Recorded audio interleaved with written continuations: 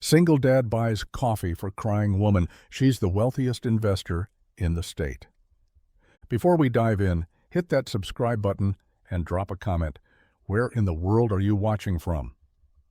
The morning frost clung stubbornly to the edges of Noah Carter's windshield as he parked outside the corner cafe, the old Civic creaking in protest as he shut off the engine. The heater barely worked, but at least it got him and Maddie where they needed to go. He glanced at the dashboard clock, 6:42 a.m., and then into the back seat, where his daughter still dozed, arms wrapped around her stuffed rabbit, cheeks rosy from the cold. Her breath fogged the window with every soft exhale. Noah exhaled slowly. These quiet moments, before the town woke and the day demanded more than he had to give, were his only pause. He stepped into the cafe with his hands buried in his jacket pockets, the bell above the door giving a tired jingle. Inside it was warm, and the scent of cinnamon, espresso, and baked goods wrapped around him like a familiar blanket. "Morning, Noah," said Jules from behind the counter, already steaming milk and half asleep herself. "The usual?" He gave her a nod. "And a hot chocolate for Maddie. She's out like a light in the car." "Cold one today," Jules said, sliding a sleeve up to wipe the fog from the display case. "You got heat in that old thing?" "Barely," he said, grinning. "But we layer." As he stepped aside to wait, he noticed her, seated alone at the corner table, tucked away like she didn't want to be noticed. Her coat was a tailored navy wool, nice but rumpled. One glove on, one off. She wasn't scrolling through her phone or pretending to read, just sitting, staring into a half-empty cup like it held answers. And there were tears, just a few, quietly slipping down her cheek as if she hadn't realized they were falling. Noah glanced at the counter. "Hey, Jules, can you add another coffee to that? Extra cream, no sugar." "For her?" Jules asked quietly. He nodded. Moments later he walked over and gently placed the cup on the table. "Thought you might need this." The woman blinked up at him, startled. Her eyes were sharp but tired, like someone used to holding the world together with steady hands, until today. "Thank you," she whispered. Noah smiled softly. "Hope your morning turns around." Then he walked back out into the cold, never expecting to see her again. Noah didn't usually pay much attention to other people's business. Life had taught him that most folks carried a weight you couldn't see, and the kindest thing you could do was give them space. But something about the woman in the corner booth tugged at his attention like a loose thread he couldn't ignore. She sat with her back partly to the window, shoulders drawn in, like she was trying to shrink away from the world. A scarf lay draped on the table beside her untouched muffin, and her coffee had gone cold. He could see the faint skin forming across the top. The coat she wore wasn't flashy, but it was high quality, the kind people with money wore when they were trying not to look like they had any. Her hands were still, her gaze distant, and then he saw the tears. They weren't loud or dramatic, no sobs, no gasps, just quiet streams down her cheeks, like her face had betrayed an emotion she'd worked too hard to keep buried. Noah shifted in his seat, the warm cup in his hand suddenly feeling heavier. He hated seeing people cry. It reminded him of the days after Claire died, how he'd wept in the garage after Maddie went to bed, hoping the silence would swallow him whole. That kind of grief had a way of recognizing itself in others. He told himself to leave it alone, to drink his coffee, pick up Maddie from the car, and go on with the day. But instead, he stood up. She didn't notice him until he set the second coffee on her table, her head lifted, slow, almost cautious, and when her eyes met his, they were sharp green glass behind the tears. For a second, neither of them said anything. "I figured you might need a refill," Noah said gently. Her lips parted as if the simple kindness had knocked the wind from her. "You didn't have to." "No," he replied, "but I wanted to." She blinked once, like she hadn't heard those words in a long time. Then she nodded, a whisper of a thank you forming as she wrapped her hands around the warm cup. Noah didn't wait for her to say more. He gave her a small, respectful nod and turned to leave, not wanting to intrude any further. He understood the kind of silence she was sitting in, one that wrapped tight around your ribs and made words feel like sharp edges. It wasn't something you fixed with conversation. Sometimes the only thing that helped was knowing someone noticed you, that you weren't completely invisible. He took his seat again by the window, hands wrapped around his own cup as he stared out at the frost-glazed sidewalk. The world moved on, indifferent. People came and went, heads down, chasing their own timelines, but every so often, life slowed just enough for two strangers to exist in the same space at the same time, both carrying more than they said out loud. Across the room, she didn't touch the new coffee at first.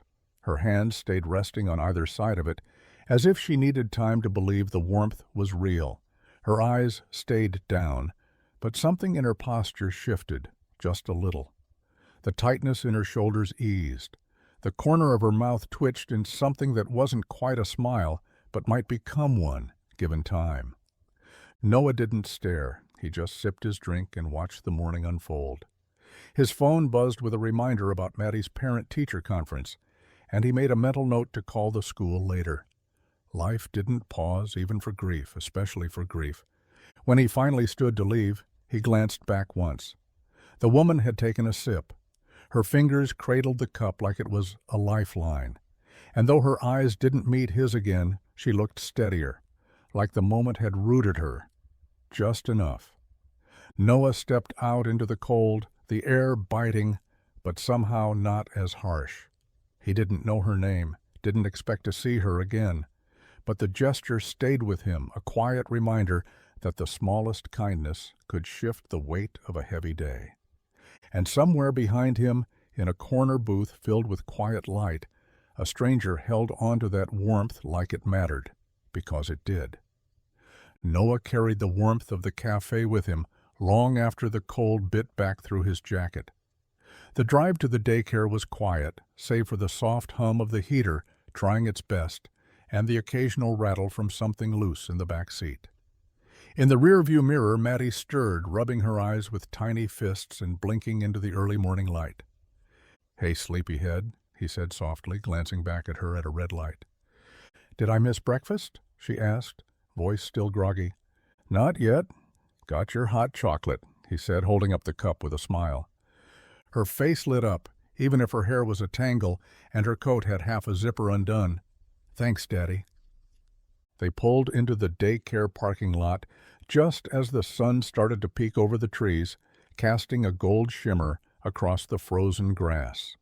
Noah helped Maddie with her backpack and walked her to the door, her small hand curled into his gloved one. After a quick hug and a promise to pick her up early, he headed back toward the car. But that face from the cafe still lingered in the back of his mind, the woman with the sad eyes. He couldn't shake the way she looked, not just the tears but the hollowness behind them, like someone who'd spent a long time holding everything together and had finally, quietly, let go, if only for a moment. He'd seen that look before, in the mirror a few years back, when the grief was still raw and waking up each morning felt like climbing a mountain barefoot. Back home, he tossed his keys into the dish by the door and kicked off his boots. The apartment was still quiet, sunlight leaking in through the blinds. He poured himself another cup of coffee, leaned against the counter, and stared at nothing in particular. There was no reason he should still be thinking about her, no reason at all. But her eyes had said something her mouth never would, and it stayed with him. A quiet ache, a silent question. A moment he didn't expect to matter, and somehow it did.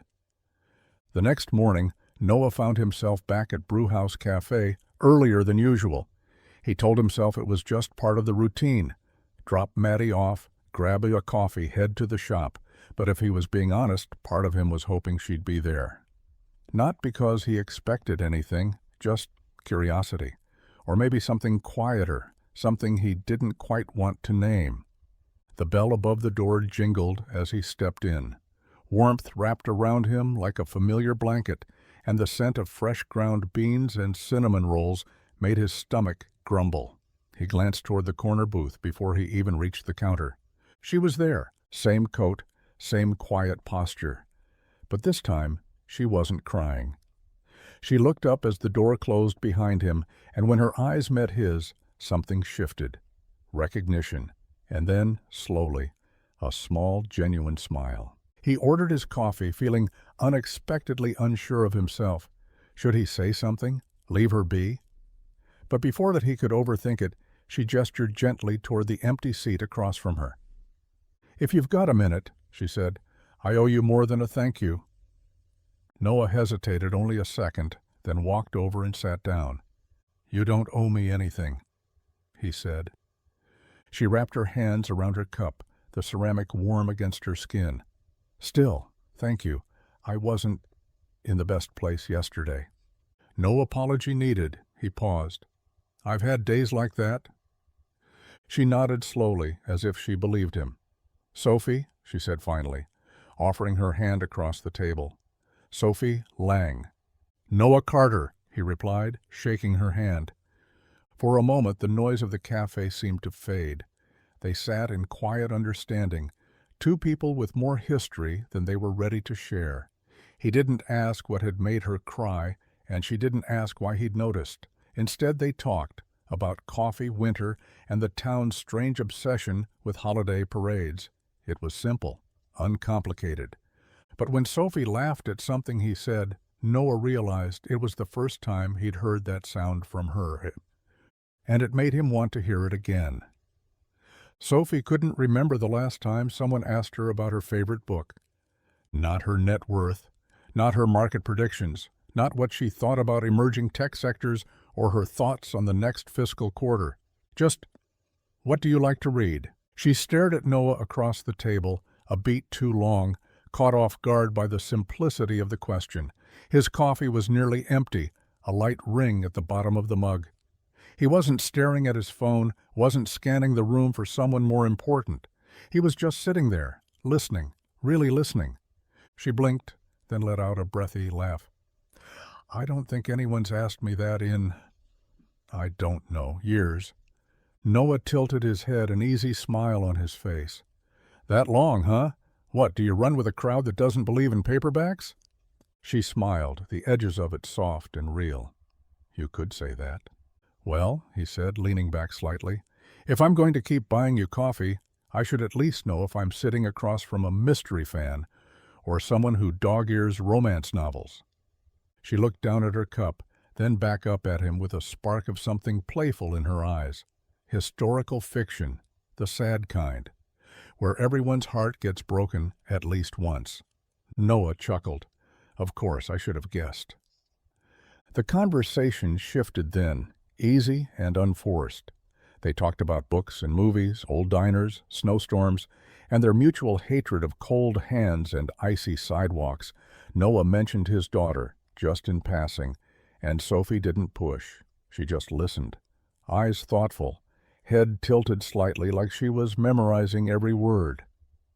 What struck her most was what he didn't ask. He didn't ask where she lived, or what she did for work, or how she could afford a coat that nice. He didn't look at her like she was anyone other than the woman in front of him. And for the first time in longer than she could remember, Sophie felt something loosen inside her. Not everyone saw her as an asset or an investment. Some people, like Noah, just saw a person, and that unexpectedly mattered. Noah didn't usually talk about Emma, not because it hurt too much, though it still did, but because most people didn't know what to say once he did. They'd offer a sad smile, tilt their head, and say something like, "She's in a better place, or "At least you had time together," and then the air would thicken with silence and pity. But with Sophie, it didn't feel like that. They were sitting across from each other at their now usual booth in Brewhouse Cafe, the morning crowd thinning out, the scent of coffee and cinnamon still lingering like comfort. Sophie was unhurried, her hands curled around her cup, and her eyes steady, curious, not intrusive. "Do you mind if I ask?" she said gently. "You mentioned your daughter yesterday. Is it just the two of you?" Noah nodded, running a thumb over the rim of his mug. "Yeah, just us." Sophie didn't push, just waited, giving him space like she somehow knew he needed the silence before the story. "Emma, my wife, she passed away 3 years ago," he said quietly. "Cancer. It was quick. Too quick." Sophie's expression didn't change. No flinching, no well-meaning platitudes, just something soft behind her eyes that made it easier to keep going. Losing her felt like losing the whole map, you know? Suddenly, I was just trying to raise this little girl, fix cars during the day, fold laundry at night, and figure out how to make something normal out of what didn't feel like anything close to normal. Sophie nodded slowly. "That sounds heavy." "It was," he admitted. "Still is some days, but Maddie, she's tough. Got her mom's spark. Some mornings she's the one pulling me out of bed." Sophie smiled, and it wasn't the polished, practiced kind he imagined she gave at meetings or fundraisers.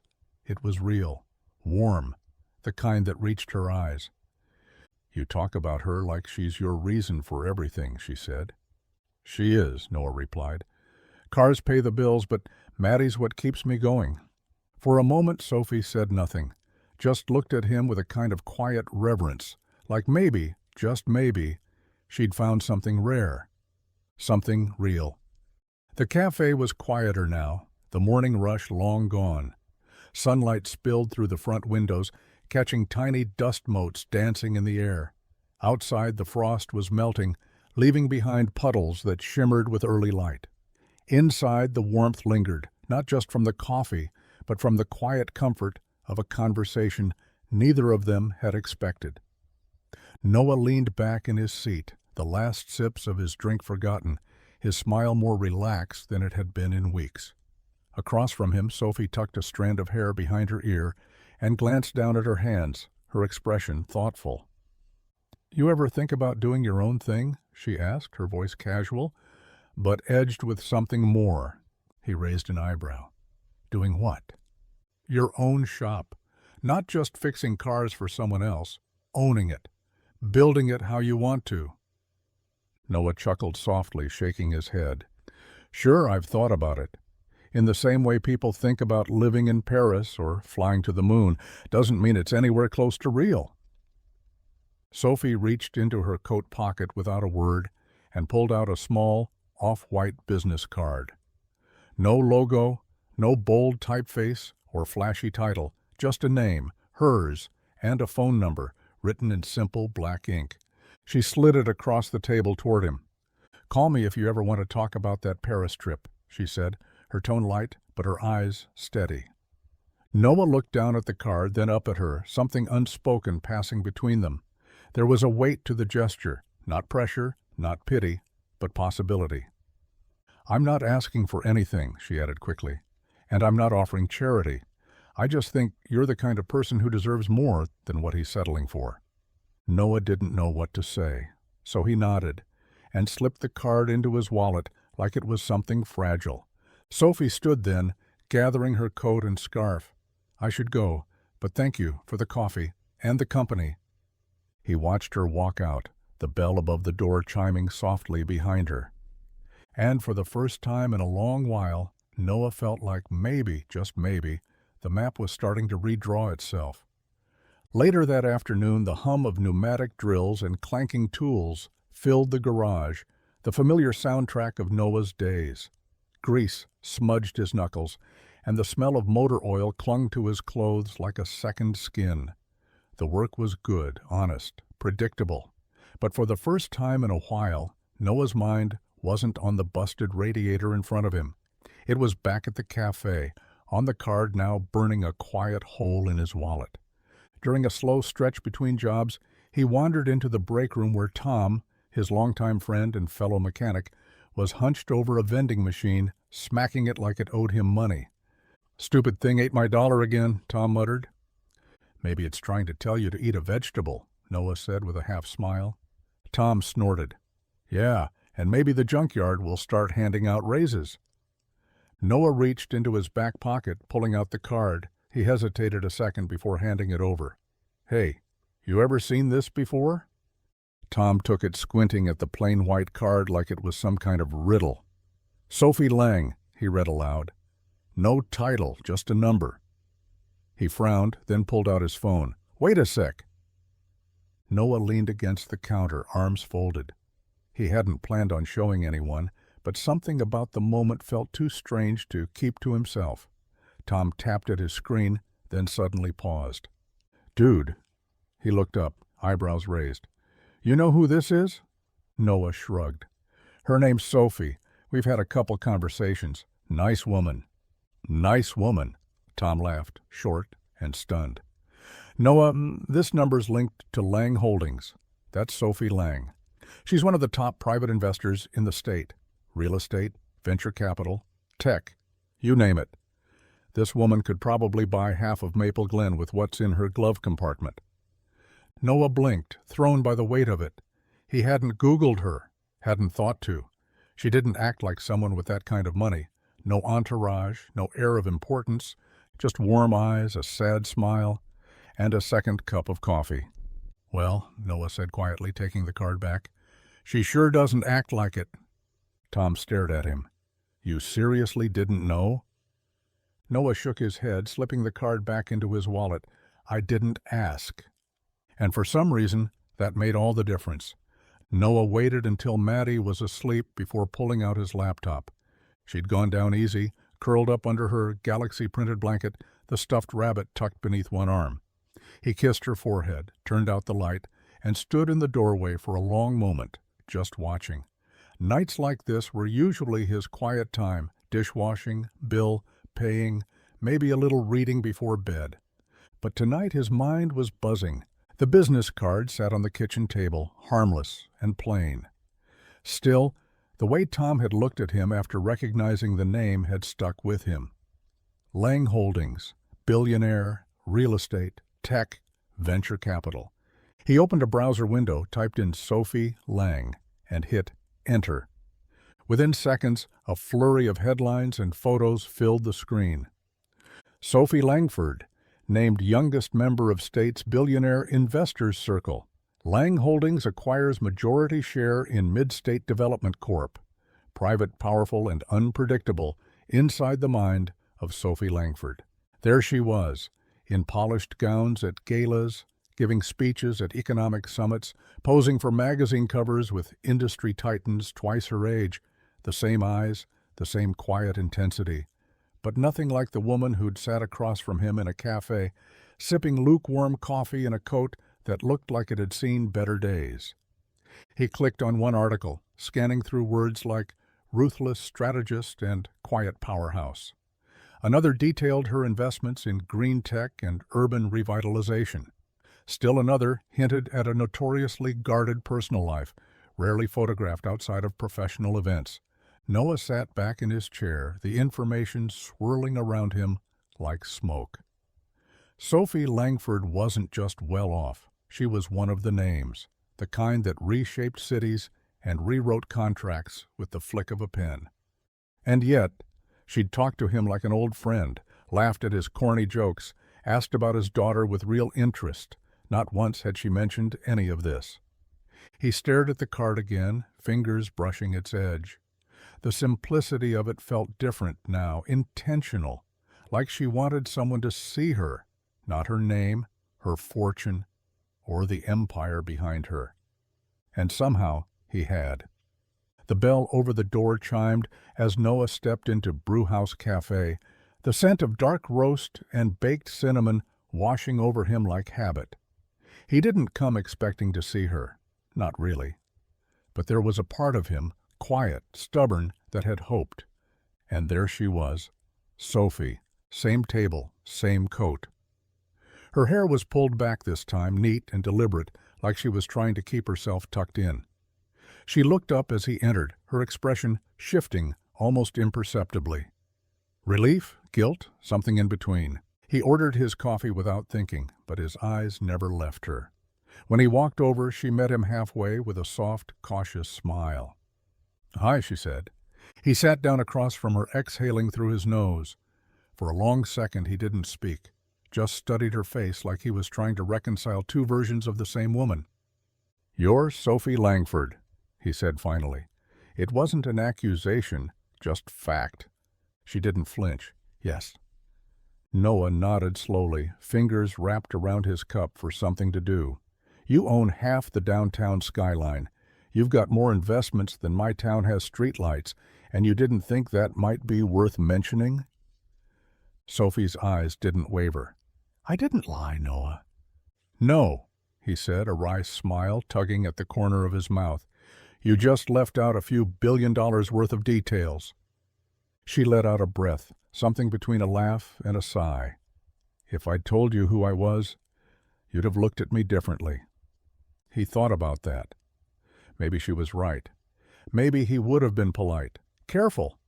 Maybe he would have assumed she was slumming it for the novelty. I wanted to sit across from someone who didn't want something from me, she said quietly. Someone who didn't see dollar signs when I walked in the room.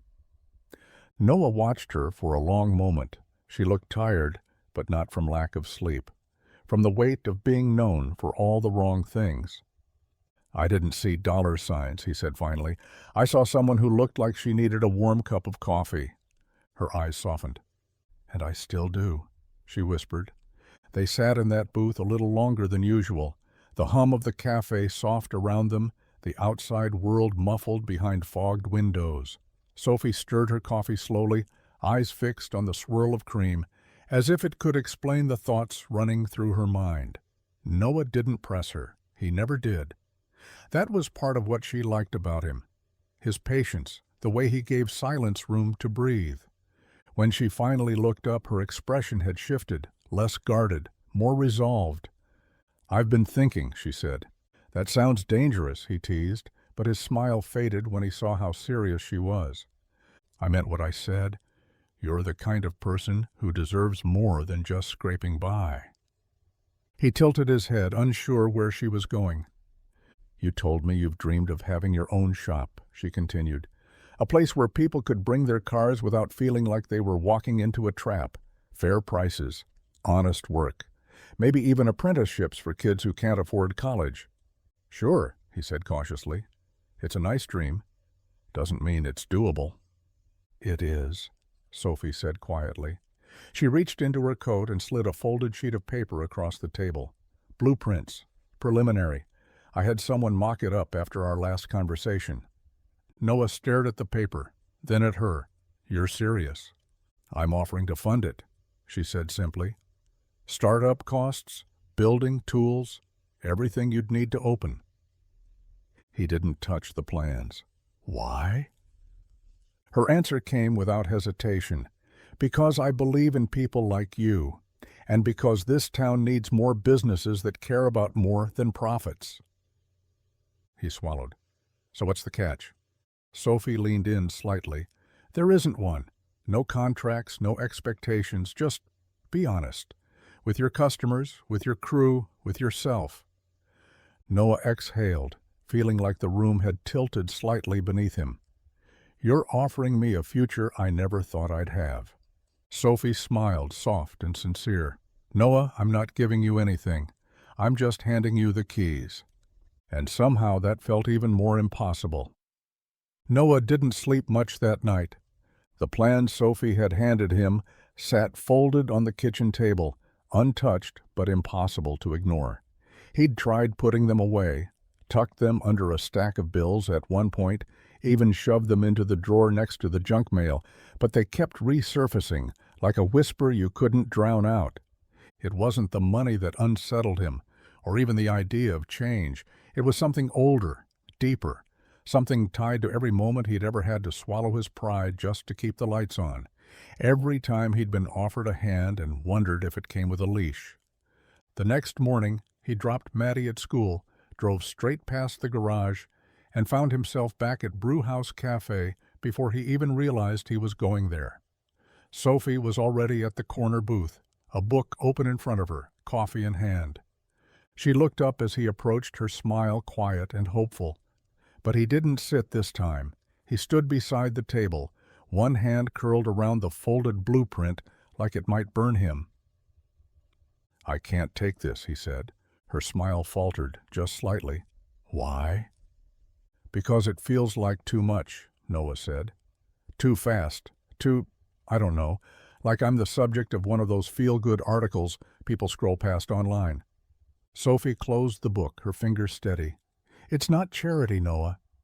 I know, but it feels like it. She waited, calm and patient, while he sat down with a tired sigh. I've worked my whole life to stay on my feet, he said. I've patched up my car with duct tape and prayer. I've fixed other people's problems for a paycheck that barely covers groceries, and now you show up with solutions I didn't ask for, and I don't know what that makes me if I say yes. Sophie was quiet for a long moment. Then, it makes you someone who deserves more. Noah shook his head. Maybe, but I need to find a way to get there that's mine. He slid the blueprint back across the table. Thank you, really, but I can't say yes. Not yet. And though disappointment flickered across her face, Sophie only nodded. Okay, she said softly. Not yet. Sophie didn't come to the cafe for a few days after that. Noah told himself it didn't matter. He had work, Maddie, life to handle. But still, every morning he found his eyes drifting to that corner booth, expecting, or maybe just hoping, to see her there. When he didn't, the silence felt louder.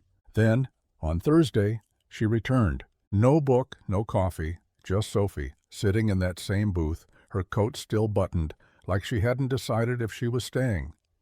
When she saw Noah walk in, she didn't smile this time, just met his eyes with something raw and unguarded. He joined her without a word. I didn't come to convince you, she said after a moment. You said no, and I respect that. Noah nodded slowly. But you came anyway. Because there's something I didn't tell you, and I think maybe you should know it. The hum of the espresso machine buzzed softly in the background. Outside, the sky was the color of steel, snow flirting with the idea of falling. Inside, Sophie's voice dropped low, quieter than he'd ever heard it.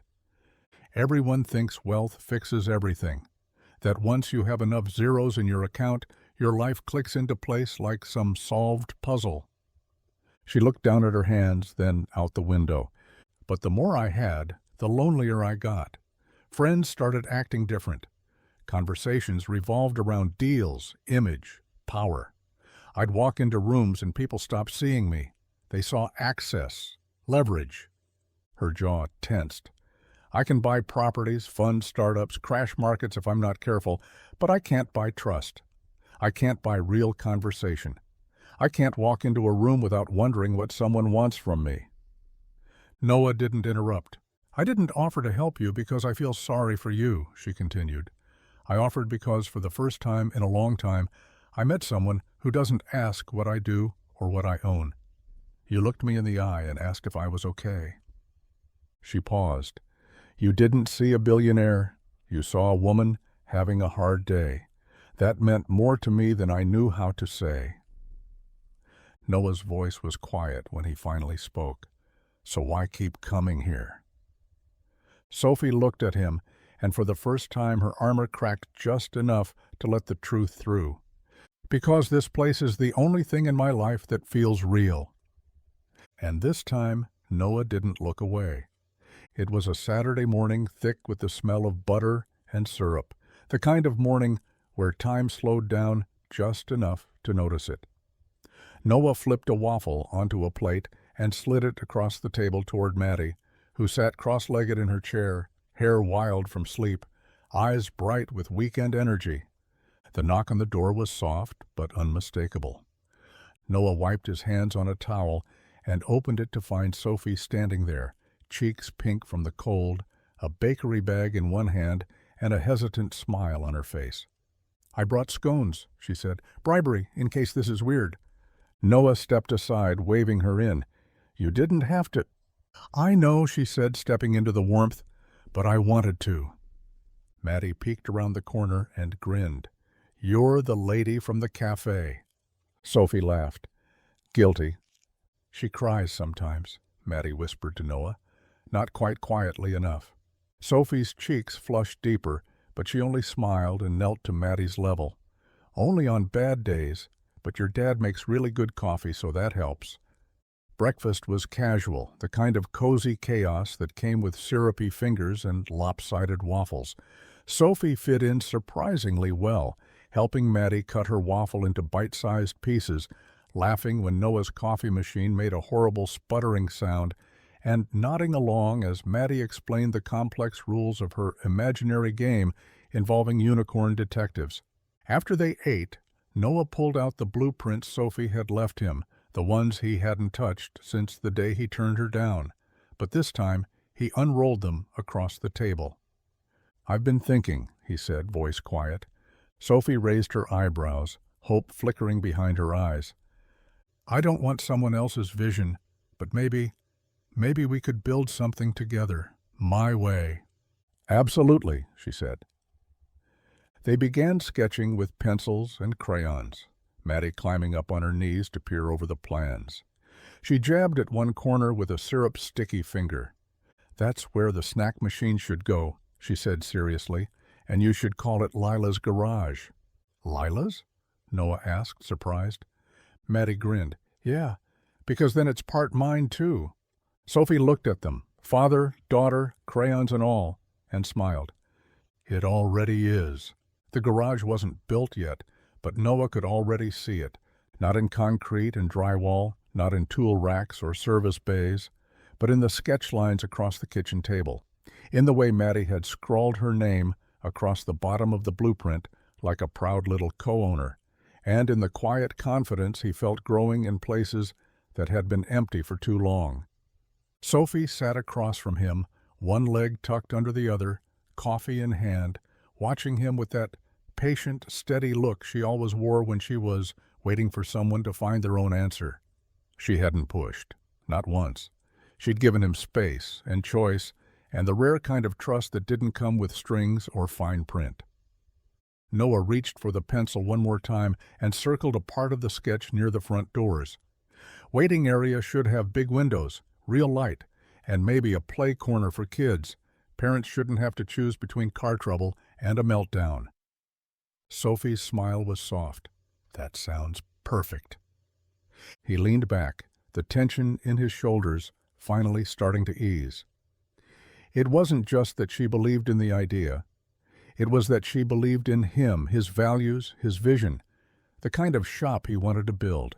A place that didn't just fix things, but helped people feel like they hadn't been taken for a ride. And for the first time, Noah let himself imagine it without flinching. A real business, his business. Built with calloused hands, maybe, but a full heart. "I'm in," he said. Sophie didn't say anything right away. She just looked at him, a breath catching behind her eyes like she'd been holding it this whole time. Then she reached into her bag and pulled out a fresh manila folder. Contracts, timelines, startup estimates already printed and ready. "You're sure?" she asked.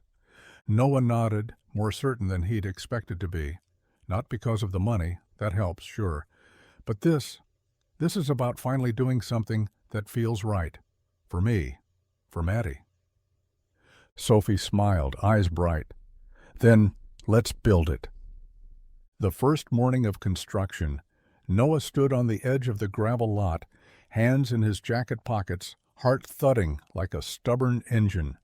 The sun hadn't fully risen yet, but the sky was beginning to blush with light, casting long shadows over the raw, open space where Lila's garage would soon stand. Beside him, Maddie clutched a thermos of hot chocolate with both hands, her boots slightly too big and her excitement barely contained. She looked up at the big empty lot like it was a canvas. To her, this wasn't a construction site. It was magic in the making. "Is it really happening, Daddy?" she asked. Noah smiled, his breath curling in the cold air. "Yeah, Bug, it's really happening." The hum of engines pulled his attention toward the street as the first trucks arrived. Contractors, surveyors, equipment operators. Sophie had arranged everything quietly and efficiently, never stepping into the spotlight, never making a show of her involvement. She stood a little off to the side, dressed in a simple coat and scarf, her smile reserved but proud. Noah gave her a nod, one she returned with a quiet understanding. This was his, and she was here to help it stay that way.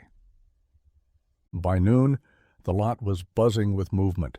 Stakes were being placed, concrete lines marked out, and Noah found himself talking to people with clipboards, asking questions he'd never had to ask before.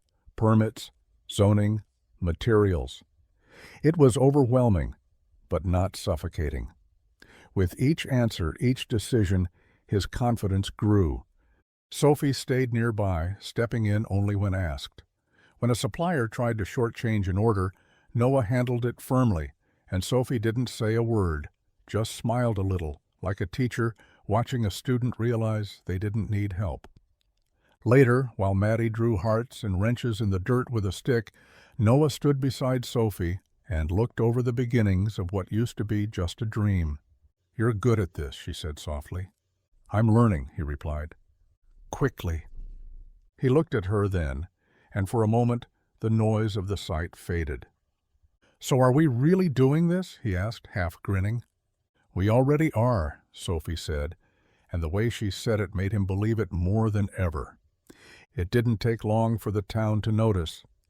Maple Glen wasn't a place where things stayed quiet for long, especially not new construction on a prime corner lot with top-tier contractors and fresh equipment rolling in daily, and certainly not when the project was led by a single dad mechanic who, up until a month ago, had been patching up rusted sedans in a borrowed garage bay.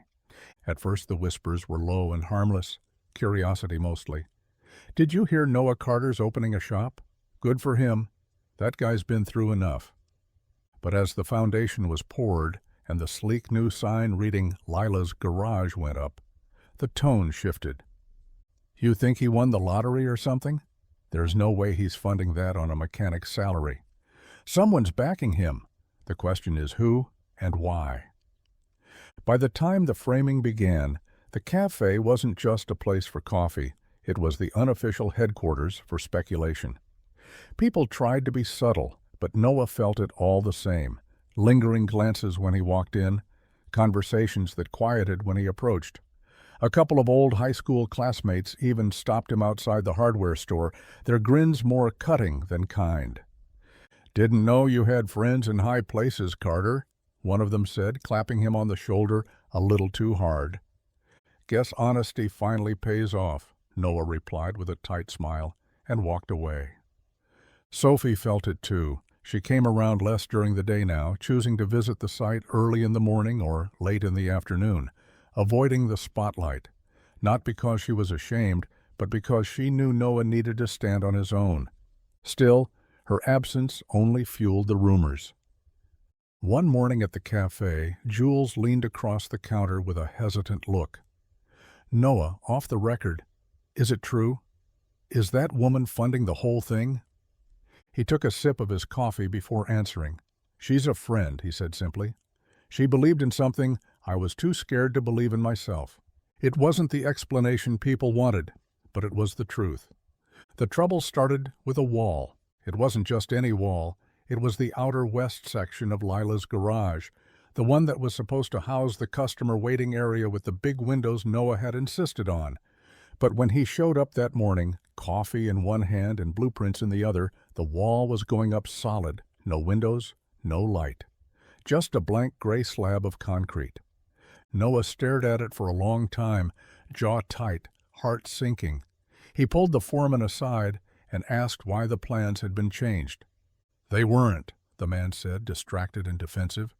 "We just ran with what the build sheet said. You'll have to talk to the project coordinator." Noah didn't know there was a project coordinator until Sophie showed up 15 minutes later in her signature tailored coat, coffee in hand, and calmly mentioned she'd made a few small adjustments to streamline the construction timeline. "Small adjustments?" he asked, trying to keep his voice level. "You mean scrapping the only windows in the customer lounge?" Sophie blinked, surprised by the sharpness in his tone. "It's temporary. I figured it could be added later. The supplier was delayed, and the crew needed to stay on schedule." "Without asking me?" Sophie straightened. She wasn't angry, but her posture changed. Her tone clipped just slightly. "Noah, it's a detail. I made a judgment call based on what would keep things moving." "And I get that," he said, setting down his coffee. "But this is supposed to be my shop. I can't run a place built on someone else's shortcuts, even if they're well-meaning." A pause hung in the air. The construction noise seemed to fade under the weight of that single truth.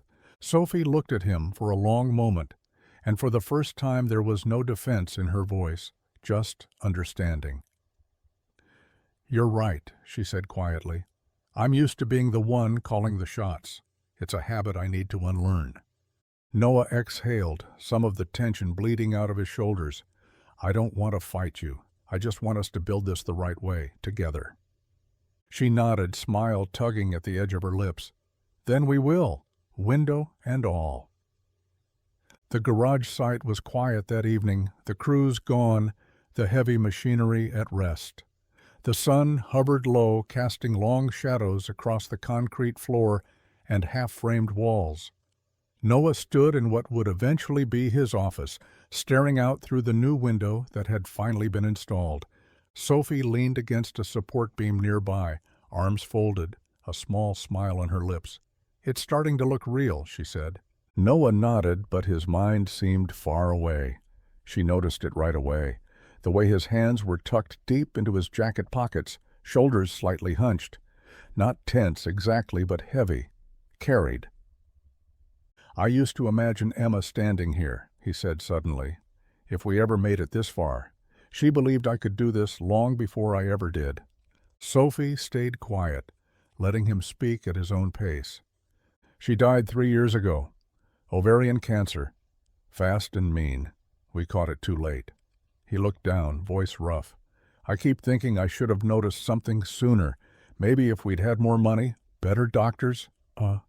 "Noah," Sophie said gently, "you can't carry that." He gave her a hollow smile. "I already do." The wind stirred the plastic sheets covering the windows. For a long moment, neither of them said anything. Then Sophie stepped forward, voice low. "I was engaged once." He looked over, surprised. His name was Andrew. He was polished, charming, from the same kind of world I was born into, private schools, boardrooms, parties where everyone smiles too much. She let out a breath. He wanted me, but only the version of me that fit his world. The Sophie who didn't question anything, the one who'd smile and play the part. What happened? I started saying no. She smiled faintly, and he started looking elsewhere. Noah winced. "I'm sorry." She shrugged. "Better to lose someone for who you are than keep them for who you're not." He nodded slowly. "That's something Emma used to say." Sophie looked at him then, really looked. "Your wife must have been one hell of a woman." "She was," he said, a quiet ache in his voice. "But I think she'd like you." The silence that followed wasn't uncomfortable. It was understanding. And somewhere in it, something softened. Not fixed, not forgotten, but lighter. The sky was a brilliant cloudless blue. The morning Lila's garage opened its doors. The new sign gleamed in the sunlight, bold letters painted in soft navy and brushed silver, flanked by potted plants and balloons Maddie had picked out herself, most of them pink. A small crowd had gathered, neighbors, former customers, curious passers-by, and even a local news crew setting up with quiet excitement. Maple Glen didn't get many grand openings, and certainly not ones with this much buzz. Noah stood near the entrance in a clean work shirt, sleeves rolled, grease-free for once. He kept checking the ribbon to make sure it hadn't slipped out of place, glancing at the makeshift podium where he was supposed to say something meaningful. He wasn't a man for speeches. He was a man for socket wrenches and oil changes. But this moment was different. Maddie, dressed in a polka dot dress and plastic tiara, clutched a giant pair of novelty scissors with the solemn focus of a surgeon. "Are we ready, Daddy?" He knelt beside her, smiled. "Yeah, Bug, you got this?" She nodded seriously, her curls bouncing. "Totally." In the crowd, Sophie stood near the back. No fanfare, no attention-seeking, just a soft, quiet smile and hands folded in front of her. She wore jeans and a simple blazer, nothing to hint at her status, just enough to blend in. Only a few people in the crowd knew who she really was, and she liked it that way. Noah stepped up to the mic, cleared his throat, and looked out over the small sea of familiar faces. "I'm not much of a speaker," he started, voice steady but rough around the edges, "but I guess today calls for a few words. This garage isn't just a place to fix cars. It's a place to help people, honestly, fairly, and with heart." He paused, glanced at Maddie, who gave him a tiny thumbs up.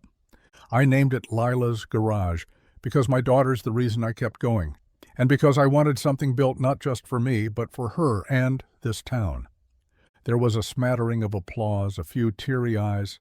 Then, with a proud grin, Maddie snipped the ribbon in one big, clumsy motion, and the crowd erupted into cheers. Noah looked out at them, then caught Sophie's eye through the noise. She didn't wave, didn't call out, just smiled, hands tucked in her coat pockets. And Noah smiled back, because she knew, they both knew. This was just the beginning. The last customer left just after sunset, their taillights fading down Main Street as the quiet finally settled over Lila's garage. The balloons had deflated a little. The coffee urn was nearly empty, and Maddie had long since fallen asleep on the worn office couch, clutching a ribbon like a trophy. Noah stood by the open garage door, arms crossed, the cool evening air brushing against his skin. He was bone-tired, but it was the good kind, the kind earned from something real. Behind him, the lights inside glowed soft and golden, reflecting off freshly polished tools and spotless tile floors. Sophie appeared beside him, her coat draped over one arm, eyes scanning the now empty parking lot. "You did it," she said, her voice low. Noah let out a breath. "We did it." A beat passed between them, quiet and full. Then, from a parked car across the street, an old Buick left behind by one of the mechanics, came the unmistakable warble of an old soul song, drifting into the night through an open window. Something slow, familiar, full of ache and warmth. Sophie smiled. "I love this song." Noah glanced at her, then at the stars just beginning to appear overhead. "Come on," he said. She raised an eyebrow. "What?" He extended a hand, playful but sincere. "One dance. We've earned it." Sophie hesitated for only a second before slipping her hand into his. "You realize we're in a parking lot." "I've danced in worse places," Noah said with a grin. They moved slowly, quietly, in the empty lot where oil stains still faintly marked the pavement. The music wasn't loud, but it wrapped around them like a secret. Her hand rested on his shoulder, his at her waist, and for a few minutes the rest of the world faded away. No business plans, no blueprints, no whispered rumors or headlines, just two people swaying beneath the stars, feet shuffling gently on cracked pavement, caught in a moment neither of them had expected, but both silently hoped would come. When the song faded into the next track, they didn't stop right away, because some dances weren't about music. They were about finally feeling like you belonged. The cafe was nearly empty, its usual morning bustle traded for the hush of late evening. Only one table was still lit, tucked in the far corner by the window, where Noah and Sophie sat with half-finished cups of coffee and the remains of a shared slice of blueberry pie between them. Outside, rain tapped gently against the glass, a soft rhythm that filled the silences between their words. They'd been talking for hours, about nothing and everything. Stories from childhood, regrets, hopes, the quiet spaces in life they didn't always share with others. Noah found himself laughing more than he had in years. And Sophie. She looked softer here, her usual calm, replaced with something vulnerable and real. "I never thought I'd find peace in a place like this," she said, tracing the rim of her mug. "Small towns used to scare me." Noah leaned back, smiling. "We do have that effect. You blink, and suddenly people know your dog's name, your order, and your business." "I don't mind it now," she said, her gaze lifting to meet his. "Not when I'm sitting across from someone who doesn't care about any of the headlines." Noah held her gaze, and something passed between them, not loud or rushed, just a stillness. The kind that settles when two people realize they don't have to explain themselves anymore. "I think about you more than I should," he admitted quietly. Sophie's smile was slow, a little breathless. "Then we're both guilty." There was a pause. Not awkward, not hesitant, just the space between heartbeats when everything inside you knows what comes next. Noah leaned forward, brushing a strand of hair from her cheek. "Tell me to stop." "I won't," she whispered. And then they kissed. It wasn't a grand gesture, no fireworks, no orchestra, just a gentle meeting of lips in a corner booth, surrounded by the clink of dishes being washed and the low hum of a closing cafe. But in that moment, the world narrowed to just the two of them, and it felt, unmistakably, like the beginning of something they hadn't dared to hope for, something real, something theirs. It started with a headline.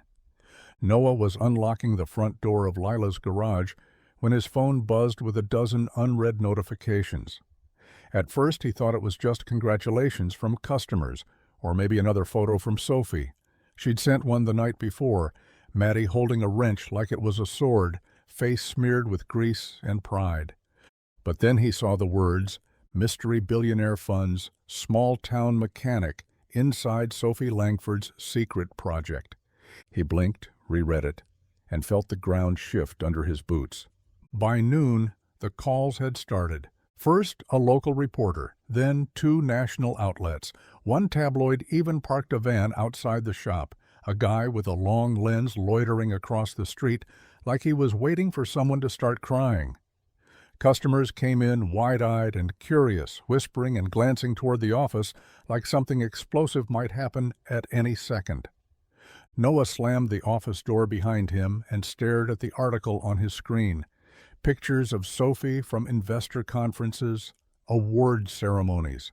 A couple of him, too, laughing with Maddie in front of the shop, unaware of the camera, unaware of the story being written without their permission. The worst part wasn't the exposure. It was the speculation. Did she buy him a business, or something more? Is he her pet project or her next trophy? What does she see in a man with grease under his nails and a paycheck that wouldn't buy her shoes? By late afternoon, Sophie arrived, quiet, composed, jaw set like she'd braced for impact. Noah didn't say anything at first, just handed her his phone with the article still open. She read it silently, her expression unreadable. "I didn't leak this," she said softly. "I swear." "I know," he replied, but his voice didn't sound like him. "I can make calls, get this taken down, spun, buried." Noah exhaled, slow and pained. "That's the problem, Sophie. You can bury it. I can't. I live in it." She opened her mouth to speak, but he shook his head. "This was supposed to be ours," he said.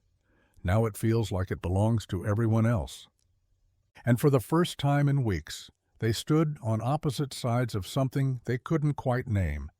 But suddenly, both had everything to lose. The garage felt colder than usual. Noah stood in the service bay, arms crossed, watching Sophie from across the room as she paced near the window. The media attention hadn't let up. If anything, it had only grown.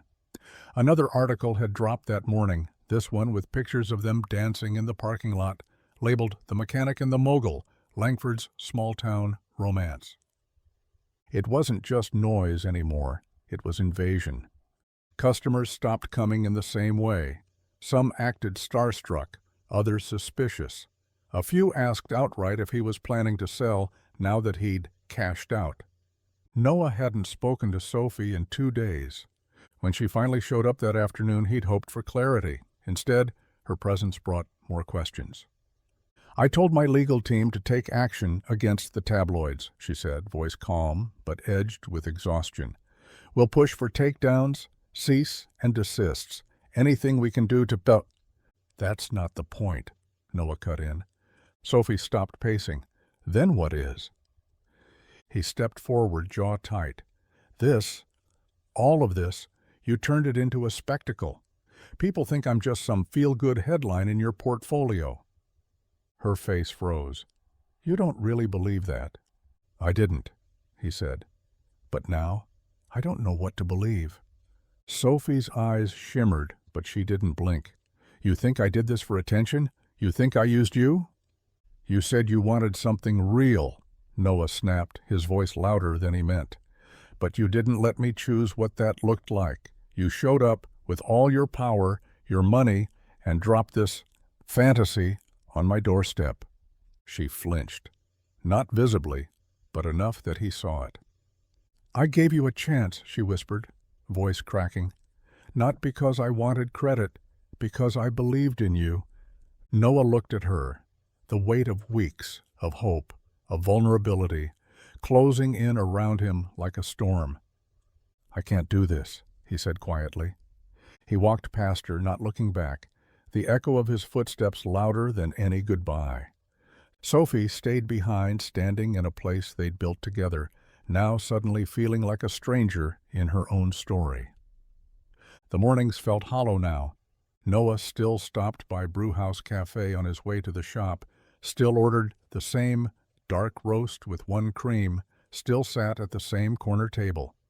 But without Sophie across from him, without her quiet wit and the soft way she smiled over the rim of her cup, it wasn't the same. The coffee was just coffee. He tried to fill the silence with work. There were oil changes, tire rotations, a new transmission on a Chevy that refused to behave, but none of it felt like it had before. The joy, the sense of purpose, had dulled.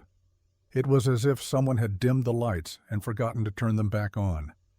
And Lila noticed. She sat cross-legged at the garage's front counter one afternoon, coloring with a crayon that had been sharpened down to a nub. She kept glancing at her dad in that way kids do when they're trying to decide if now is the right time to ask a hard question. "Is the coffee lady coming back?" she finally asked, not looking up. Noah paused, wrench still in hand. "Don't think so, Bug." "Did you make her sad?" Lila asked, blinking innocently. "'Cause her face was sad last time." Noah sat down on the stool across from her, wiping his hands on a rag. He didn't speak for a long moment. "I think I made both of us sad," he said quietly. Lila stopped coloring. "You miss her?" He looked at her, so small, so wise, in that childlike, uncomplicated way. "Yeah, I do." She nodded, like she'd known all along. "She made your eyes smile. They don't do that much anymore." That stuck with him.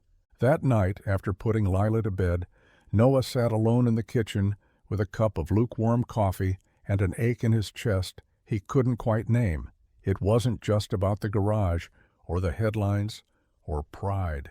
It was about her. He missed Sophie, her voice, her questions, her belief in him when he couldn't find it in himself. And for the first time since she left, he whispered the truth aloud. "I want her back." The next morning, the sun filtered in through the living room windows, casting long golden streaks across the hardwood floor where Lila sat, legs sprawled, piecing together a puzzle with furrowed brows and sticky fingers. Noah stood in the kitchen pouring cereal into a chipped bowl, the hum of the fridge the only sound in the room. "Daddy," Lila said suddenly without looking up, "have you ever said sorry to someone big?" Noah paused mid-pour. "What do you mean, Bug?" "Like, not just for bumping into them or taking the last cookie, but for hurting their feelings." He leaned against the counter, spoon in hand. "Yeah," he said softly, "I have." "Did it fix everything?" "Not always." He walked over, kneeling beside her. "But it's not about fixing everything. Sometimes it's just about showing you care enough to try." Lila nodded slowly, pressing a puzzle piece into place. "I think I should say sorry to Bella at school. I yelled at her yesterday when she knocked over my tower." He smiled. "That's brave." Lila glanced up at him, eyes serious in that way that kids rarely get credit for. "Are you going to say sorry to the coffee lady?" Noah's smile faded a little. He sat down beside her, elbows on his knees. "I don't know if she wants to hear it." "Did she break your heart?" Lila asked gently. The question hit him harder than he expected. He stared at the puzzle, at the half-finished picture slowly coming together, and exhaled. "Maybe," he said. Lila was quiet for a second. Then she picked up a puzzle piece and offered it to him. Maybe she didn't break your heart. Maybe you closed it first. Noah looked at her, this little girl with tangled hair and 2 big opinions, and felt something tighten in his chest. "Where'd you hear that?" he asked, half smiling. "I don't know," she said with a shrug. "Sounds like something Mommy would have said." He wrapped his arms around her, then pulling her close. And as he held her, Noah realized the lesson he was trying to teach her about grace, about love, about second chances, was one he still needed to learn himself. And maybe it wasn't too late. It was raining again, not the hard, punishing kind that made people hurry, just a slow, steady drizzle that softened the edges of Maple Glen and turned sidewalks into quiet reflections.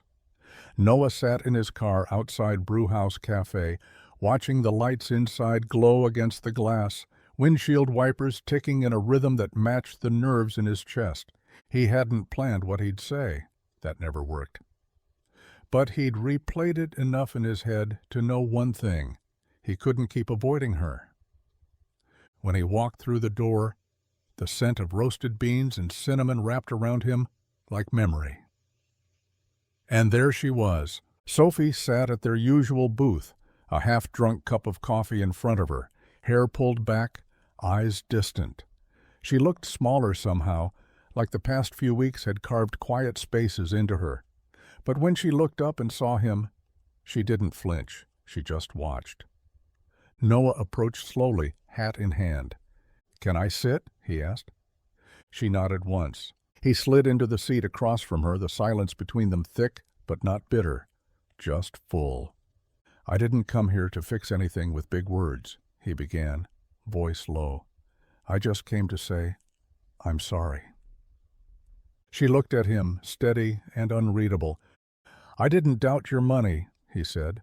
"I doubted you, your heart, and I had no right to." Her jaw clenched, just slightly, but she didn't interrupt. "You gave me something no one else had the nerve or the kindness to offer, not because you wanted a headline, but because you saw something in me I didn't even believe was there." He paused, searching for the words he'd been holding back, and when things got hard, I turned away. I let fear talk louder than truth. The cafe was quiet except for the low hum of conversation behind them and the soft tap of rain on the windows. Sophie finally spoke. "Why now?" "Because Maddie reminded me what real forgiveness looks like," he said, "and because walking away from you was the biggest mistake I've made since Emma died." Her eyes softened, and for the first time in what felt like forever, she reached across the table, fingertips brushing his. Noah let out a breath he hadn't realized he'd been holding. Some bridges don't burn, they wait.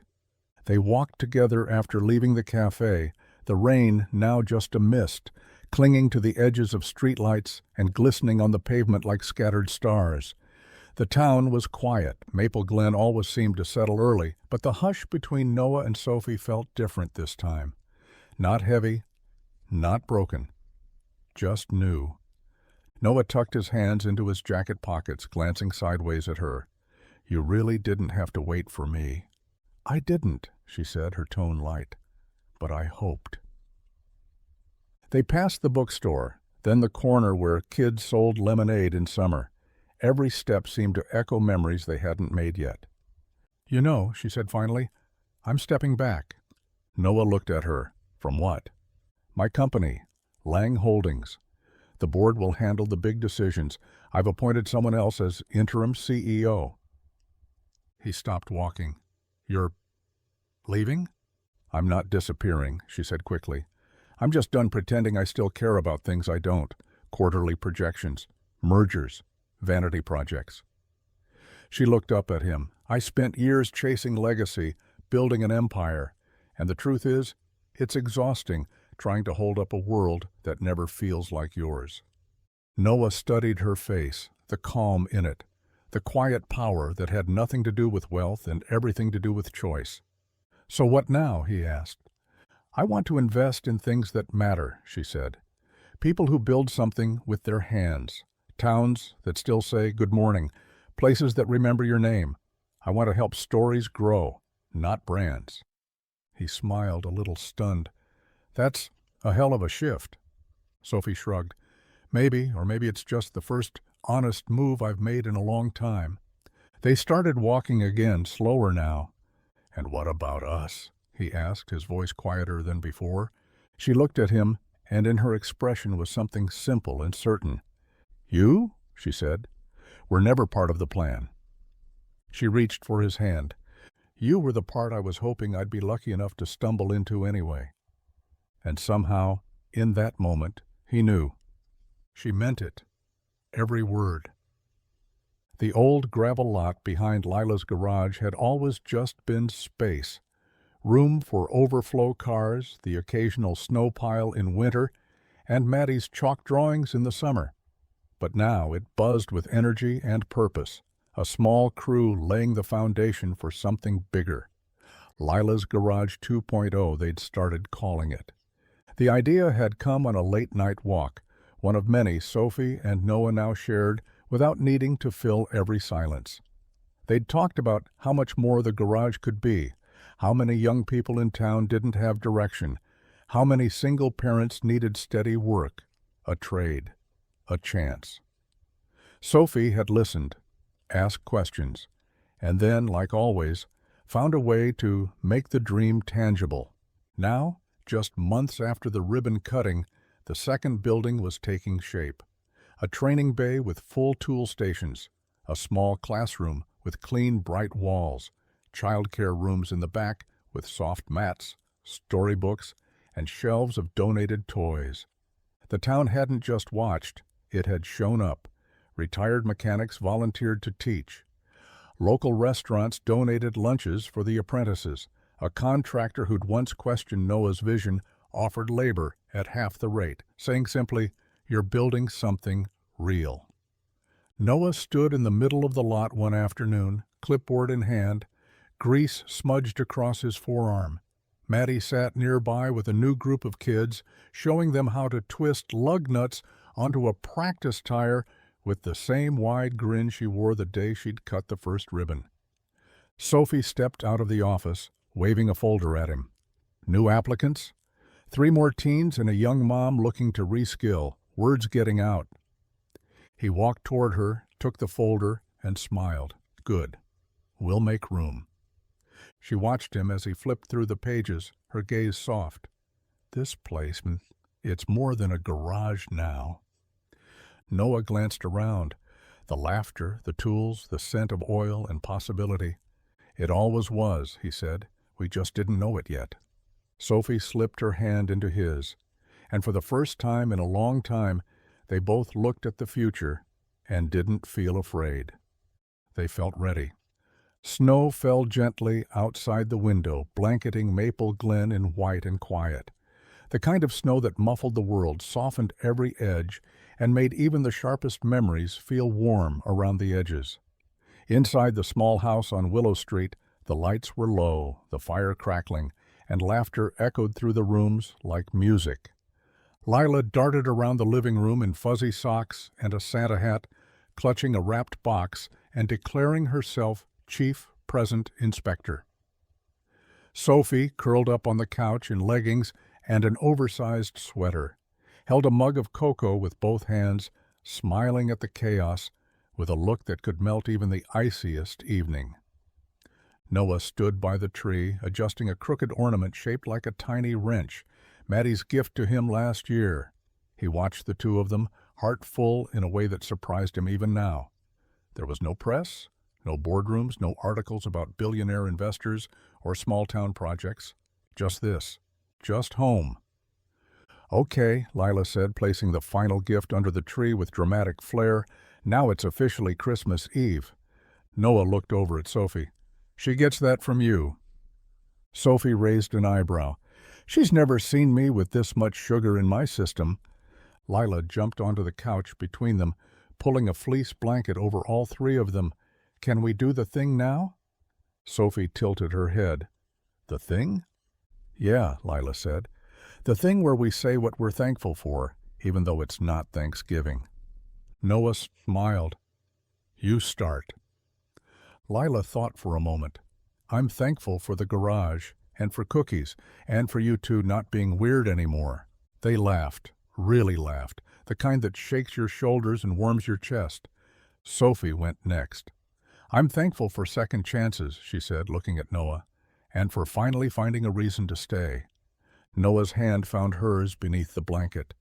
I'm thankful, he said, his voice low and sincere, for everything I never saw coming. Outside, the snow kept falling. Inside, the fire burned steady, and in that little house, surrounded by light, by love, by the family they'd built, the world finally felt like it had found its place. Home. The cafe hadn't changed much. Same scratched-up wood tables, same hum of conversation, same chalkboard specials leaning slightly crooked near the register. Brewhouse Cafe had seen years of comings and goings, but it still held that quiet kind of warmth, the kind that wrapped around you on cold mornings like an old quilt. Noah sat in their usual booth, Sophie across from him, both hands wrapped around her mug. She wore a wool scarf he'd picked out at the winter market, and her smile came easy now, no longer weighed down by everything she used to carry. He was mid-sentence, something about Maddie's latest plan to install a vending machine in the waiting area at the garage, when his eyes drifted past her to a corner table near the window. A young woman sat alone, her shoulders drawn in, her coffee untouched. Her eyes were glassy, and one tear traced silently down her cheek. She didn't notice the people around her, or if she did, she didn't care. She looked the way Sophie once had. Noah didn't say anything. He simply stood, walked to the counter, and ordered another coffee, extra cream, no sugar. When it was ready, he carried it over and set it gently on the table. On me, he said with the same soft smile he'd given once before. Hope today gets better. The woman looked up, startled. Her voice caught somewhere behind the ache in her throat. She gave the smallest nod, her fingers curling around the warm cup like it might anchor her. Noah didn't linger. He returned to his seat across from Sophie, who had been watching quietly. She didn't say a word, just reached across the table and slid her hand into his. You remember, she said softly. I always will, he replied. Outside, the world moved on. Snow melting off rooftops, cars splashing through puddles, people hurrying to whatever came next. But inside the cafe, the air was still, gentle, full of something unspoken. Because sometimes it really is just a cup of coffee. And sometimes that's how everything begins.